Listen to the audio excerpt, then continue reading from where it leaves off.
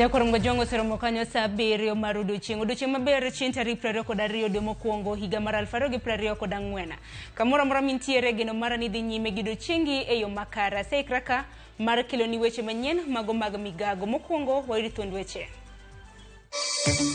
But this means that the judiciary itself is being compromised by the executive. The judiciary is being held hostage by the executive. And we've seen this before. Jatend piny William Ruto oromo kod ogai mar doho Martha Koome.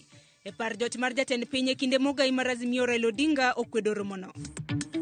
The DCI can be able to investigate and know the movements of these people who are doing these atrocities. And for those who are apprehended, we call for tough measures. Jadolo maduong' mar Anglican Jackson Ole Sapit onyiso kwach kich mondo kas nonro e wi nek mageto joma mine mamedore e pachoka. Seche mochakore no eko otemo wang'o mwandu ma poko yang beche gi nyaka gi sani to ka wang'iyo rescue team ma Homa Bay County wagone gi erokamano nikech gichope wang' sa. Mwandu manengo gi poko yangi owang'e masira mar mach mowang'o od ohala moro e boma ma Homa Bay.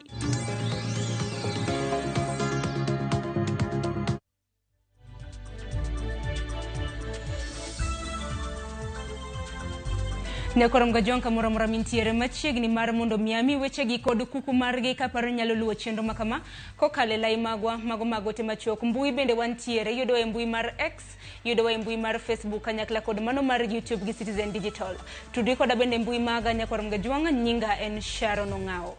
Kwacha koni jatend Migago mar Azimio la Umoja One Kenya Alliance Raila Odinga oseyoromo manyotimore okinyi makawuono e kind jatend piny Kenya William Ruto kod ogai mar doho Martha Koome. Romo manotimore okinyi makawuono e kar jot mar jatend piny. Odinga wacho ni romo makamano nyalo yiene mana piny owacho donjore e chenro mag doho kendo keth demokrasia mano mapacho kaendi kaluwore ni jatend piny osebedo ka buono rem luwo chik mapacho kae. This, in our view, is an irresponsible move. If there's supposed to be a dialogue, this dialogue should be held in a neutral place. State House is the head of the executive, the seat of the executive. That's where the president will decide. If there's going to be a dialogue over issues of governance, any encouragement should be held in a neutral ground. But this means that the judiciary itself is being compromised by the executive. The judiciary is being held hostage by the executive. And we've seen this before. We saw it happen under the rule of Mr. Moi. And we have tried to caution the current Chief Justice not to go to bed with the executive. It is an unfortunate, and we hope that the rest of members of the judiciary are not going to be compromised. We want the judges to remain firm and do their work in accordance with the law and the constitution of our country. Kopogore gi mano bende jatend kweth mar Azimio la Umoja One Kenya Alliance Raila Odinga okwedo weche moko ma osebedo kaliekre ni nitiere pogruok e kweth mar siasa mar Azimio la Umoja One Kenya Alliance. Odinga wacho ni onge gimoro amora mosekethore e riwruog siasano kendo jo siasa makanyo nitiere e twech achiel. Ne owuoyo e gwenge mamanda maweni e kaunti ma Lamu e kinde chako limbe mare e gwenge mag Kadhuadh nam Chumbi. Dispel in a rumor that's been spread by irresponsible media that there is no danger in Azimio collapsing any soon, anytime soon. Really want our media to be responsible. We don't want media to spread unnecessary and irresponsible propaganda. No dissension. There's no disagreement anywhere in Azimio. And that's why we actually are taken aback. So I want to inform all our members, wherever they are, across the country. Azimio iko imara. Watu wanatumika na kugawanywa kiholela holela. Lakini sisi tunasema kama wana ODM, wana Azimio, we are firm and of the belief that we are behind Raila Amolo Odinga. Kopogore gi mwana kwa Ramogi atiri nyaka weche matimore kaunti ma Homa Bay. Mwandu manengogi pok ong'ene owang'e masira mar mach. Mano muoche od ohala moro manie boma ma Homa Bay.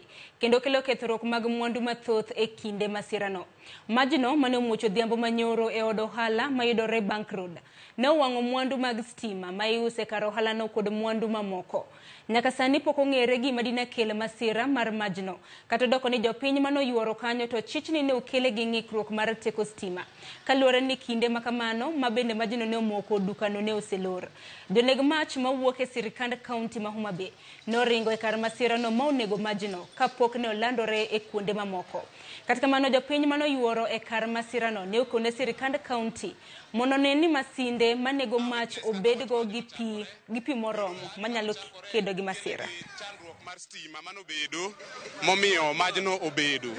Seche mochakore no eko otemo wang'o mwandu ma pok oyang bechgi nyaka gi sani.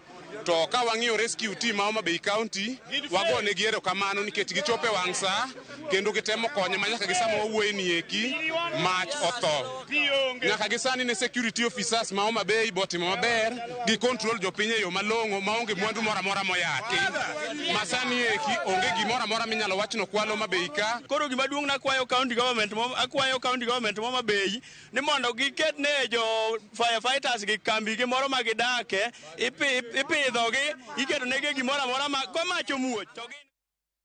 Jadolo maduong' ma kanisa mar Anglican Jackson Ole Sapit koro koyo sirikal kokalo bad Migago mar okwach kich mondo kas chenro mar timo nonro ma adiera ewi medruok timbe nek migeto godo joma mine e pachoka. Kolese kanisa mar St. John's ACK Kiminda e kaunti ma Nandi.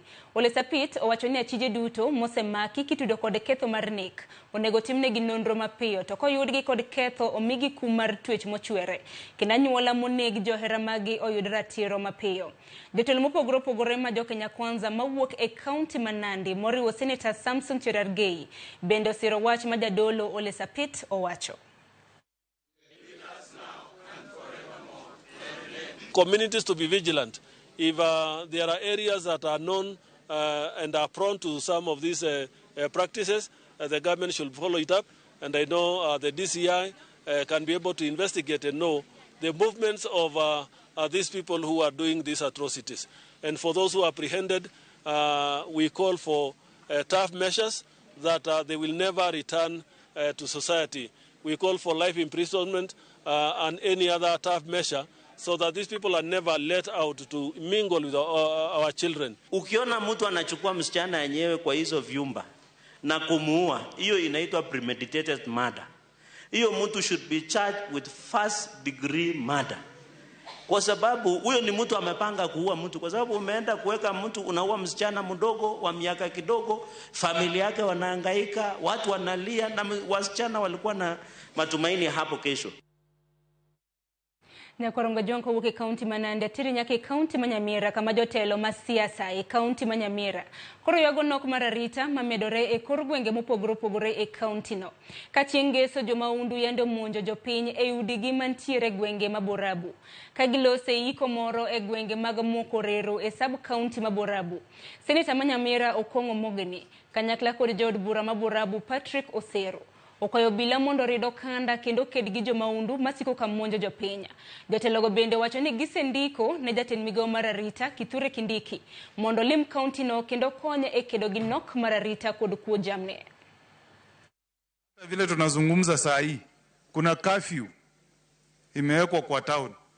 Watu wetu hawafanyi biashara usiku kwa sababu ya insecurity. So tunaomba Bwana Kindiki ajue kwamba hii shida ya insecurity imekuwa imesumbua wananchi wetu, atafute muda akuje azungumze na viongozi, azungumze na wakubwa wa polisi, ndiposa wananchi wa kaunti ya Nyamira wapate nafasi ya kipekee ya kufanya biashara.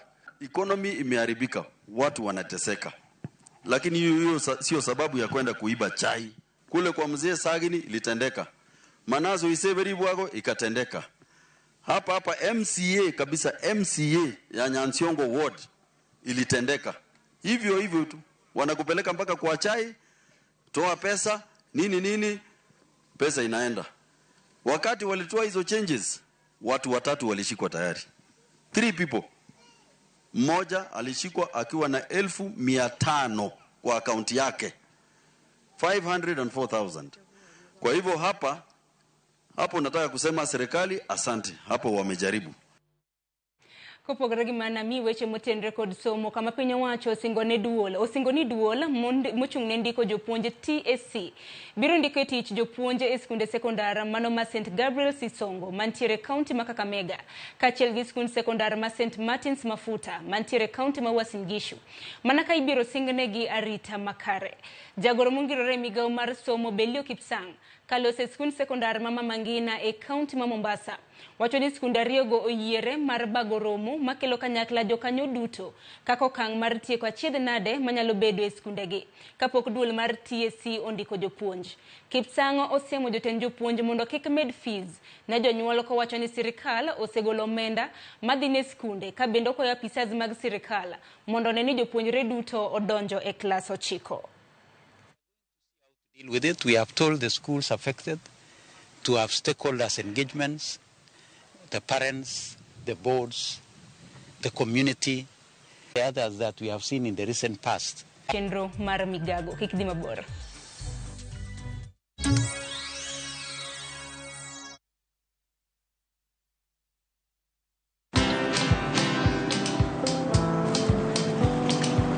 Niaje? Ni kama unashangaa kwa nini naangalia simu with so much focus, eh? Usishangae sana. Nimekuwa ndani ya story kabisa. Ni kama ile hali ya juzi. Ni kama nilikuwa hapo iki happen. And when this new market was being opened, ni kama nilikuwa hapo tu. Hata vile local tourists for a special rate at the coast, I was there. And when this tourists for a special rate at the coast, I was there. And when this new road was being commissioned, I was right there. Na hata wewe, unaweza kuwa ndani ya story, wherever you are. Just download Citizen Digital. Stay informed on all the news and events as they happen across the country, the continent, and the world at large. Download Citizen Digital, Kenya's #1 news app.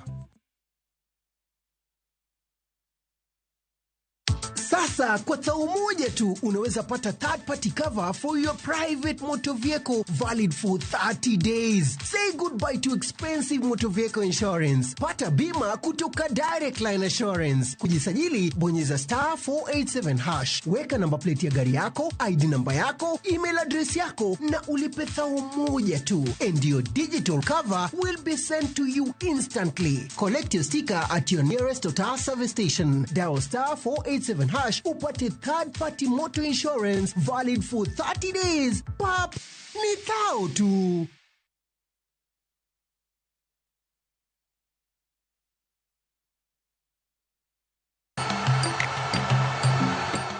Sadio Mane en jatugo adhula mowuok e piny Senegal otugo forward kata winga ne klas mag Sadio Pro League kod Al Nassr kendo en kapten mar tim mar adhula mar Senegal.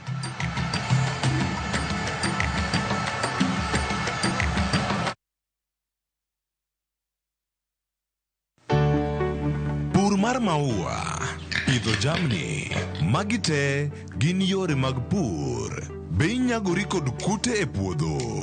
Mchele nigi value addition. E pur gi ohala, walimo jopur ma opogore.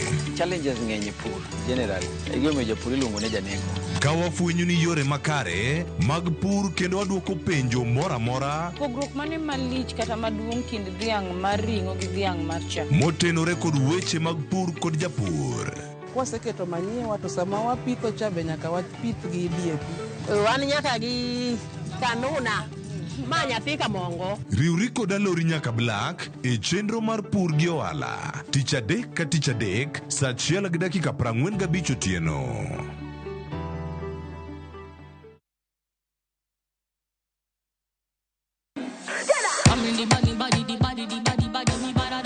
Kik bai, winj mit mar thum kendo imiel radar.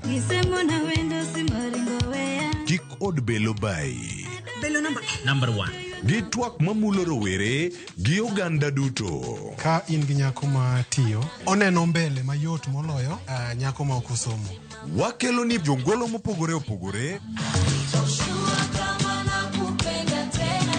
ma mane mbak ndalo chakre wuok tich nyaka tich abich saa 8 odiechieng'. Mane Ramogi TV.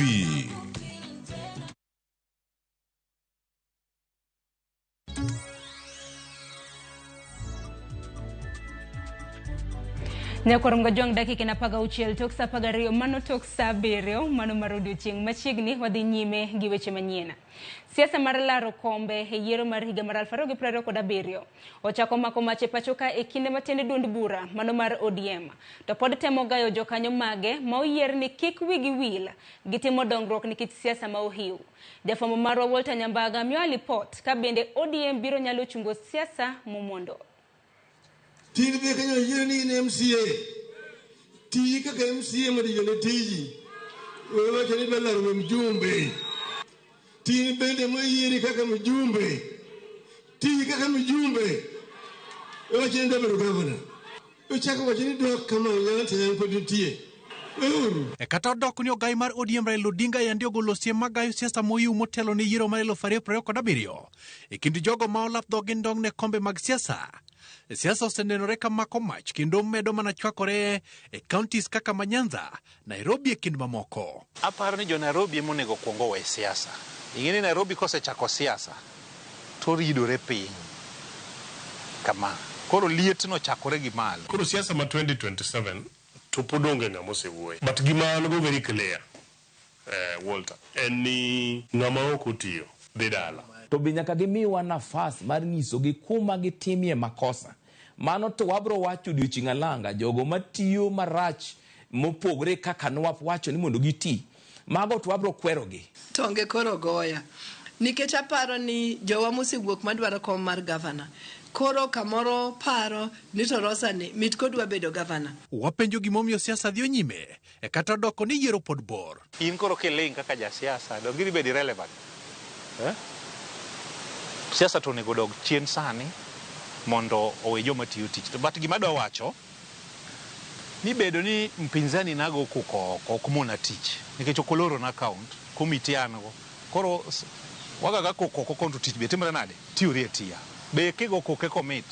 Kechi ngama ulara go kom oneno gik moko tim makare to go kuko. Samogo kuko no konyi nikech koro idhi wacho kare natimo gini ka paro ni ber. To gini rach, kora lok. Osendikore ni jomoko dwa biro. To an aparo ni jok ma dwa biro go moko ni tich no yier. Siasa biro goye moyieje. And adwa koni ni the kind of temperatures when I catch go will definitely go down. And man excitements. But what tendo? Tokeno kalo biro jok mano mara. Kama tatu biro mano mara. Koro mage matimore. En gombo. Moyiene dhano. Ja siasa en gimoro amora momulo tineno siasa iye. To sama be watimo mpira kwa winjo mbaka ka ji nyiso wa wach moro to be nyaka wawuon kech wa jotelo ama national leader oyiera na National Assembly kura represent jo Uriri nationally. Kuro manyiso ni kain national tanya represent kata jo Mombasa. Sama wuoyo kancha gima wuoye affect nyaka jo Mombasa. An gima dwa ni mondo wach ni lek mar governor kata lek mondo ng'ato dhi e kom moro mopogre gi ma entiere oyiene ng'ata ng'ata.